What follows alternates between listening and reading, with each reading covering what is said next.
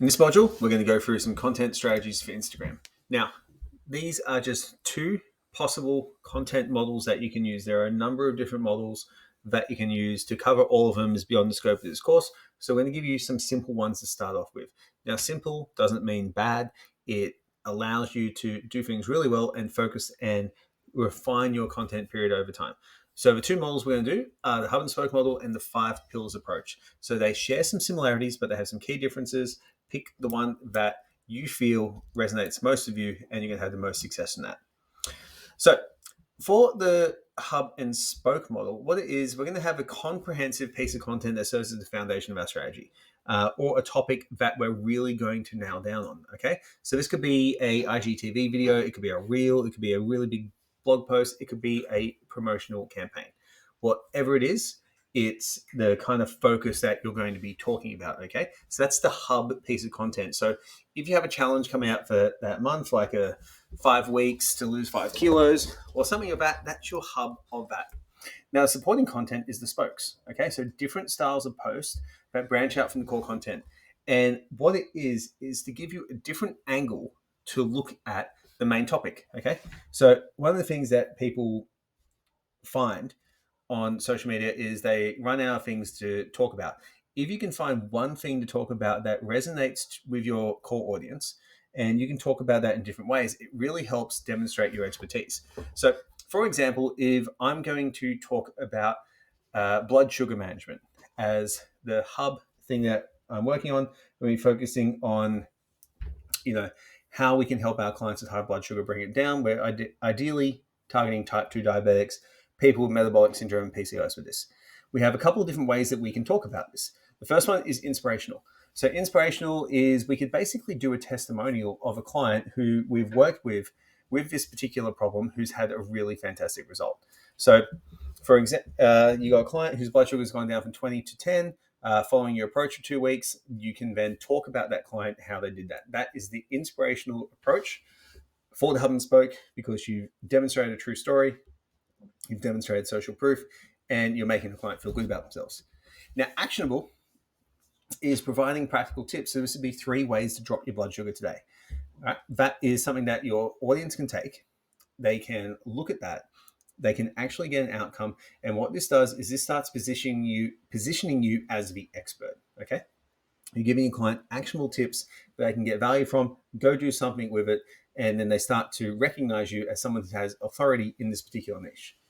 From there, another one is the contrarian post. So the contrarian post is a thought-provoking. So we've talked about, the 4 different types of posts.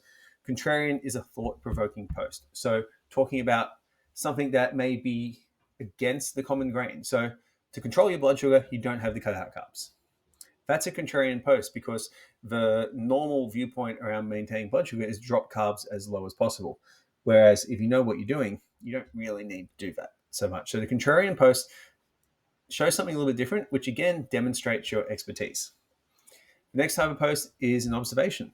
So the observation post is where you share a personal observation or your expertise as a coach. So for example, you could do, if we're going to switch topics and move to hypertrophy, you go, the people who achieve the best hypertrophy do lower volume. Okay, that's your observation. Because people who do lower volume, they're able to push harder in their sets, they get closer to failure, they get a better outcome, and they have better recovery, so they can train more frequently. So that's your observation post. And what that does, it demonstrates you as an expert, because it positions you as an expert because you've seen people do it in real life again and again and again. And then comparison could be comparing a method to another method. Okay, so the old way of hypertrophy versus the new way of hypertrophy. So the old way of hypertrophy was twice a day workouts in the Arnold style, doing massively high volume for, anywhere from 30 to 60 sets in the workout. And the new approach to hypertrophy is like doing, 3 to 6 sets per body part per week, all taking those sets to failure. Okay, it works, and it basically demonstrates that your way may be a more favorable way for that person to work with. So the benefits of this, again, by putting the content in different style, it opens you up for different types of engagement, okay?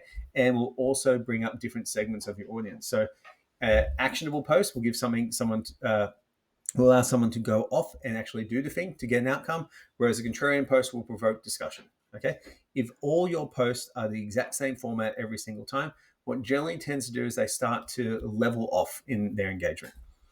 And with the broader reach, you probably will get, diverse audience preferences. So some people prefer carousels, some people prefer other things, some people prefer different things. So it allows you to reach those different people, and it's efficient. It allows you to demonstrate your expertise. It's once you've picked your topic and you've been working it for a while, you become very quick at doing it this way because it allows you to communicate your expertise about this topic in different ways. So it also helps, develop your skill set.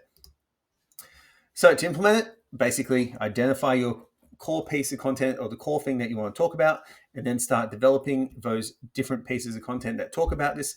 As you become more of an expert, it's going to take less and less time to do this because you understand your topic and your niche really, really well.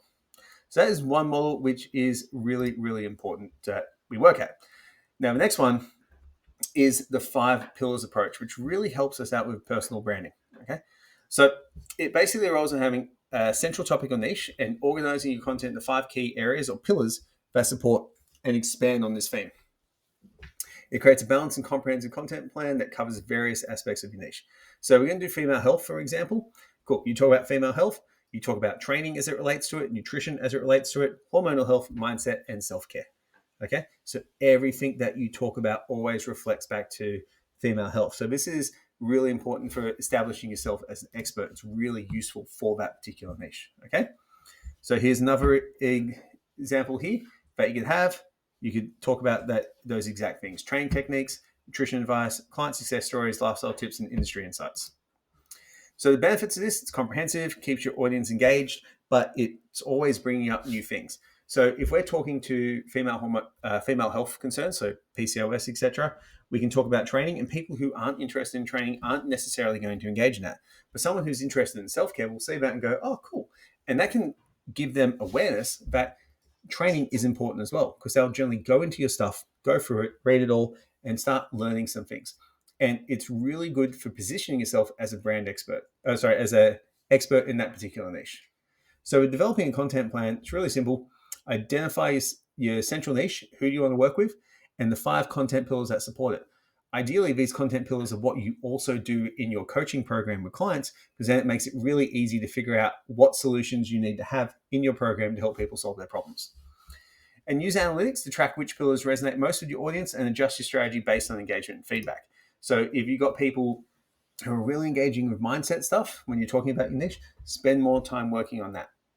Cool. Really, really simple way to do things that works really, really well. Okay. Now, in terms of planning and scheduling, we have a content scheduler where you can basically put that out and integrate it in there, put your content down, and you can see when everything is going to come out. It is really important to use the content planner and scheduler and to plan it in advance, because most people who go about making their content every single day, they really seem to struggle. And when creativity is lacking, you're not going to get the outcome done. It is a far better strategy to plan it out and do it in bulk, so you can get all your content done in one hit, because then you can respond to each piece of content as it comes out rather than worrying about what's next.